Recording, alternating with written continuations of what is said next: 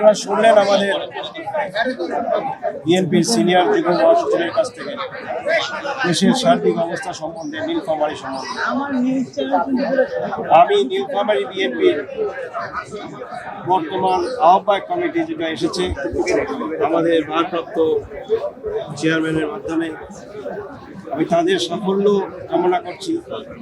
এবং আপনাদেরকে জানাতে চাই যে দেশের বিভিন্ন জায়গায় যেরকম হয়েছে, আমরা এই প্রথমবারের মতো দেখছি যে ছাত্র দল থেকে উঠে আসা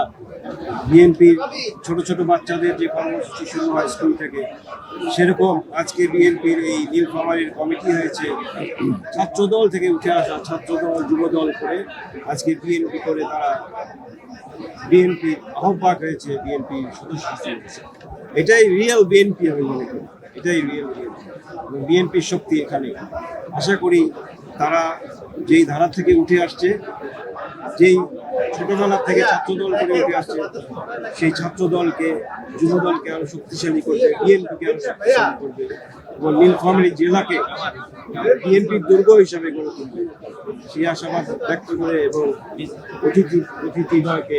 এখানে আসার জন্য আমাদের নীলফামারীবাসীকে আনন্দিত করার জন্য অনুষ্ঠানকে সাফল্যমণ্ডিত করার জন্য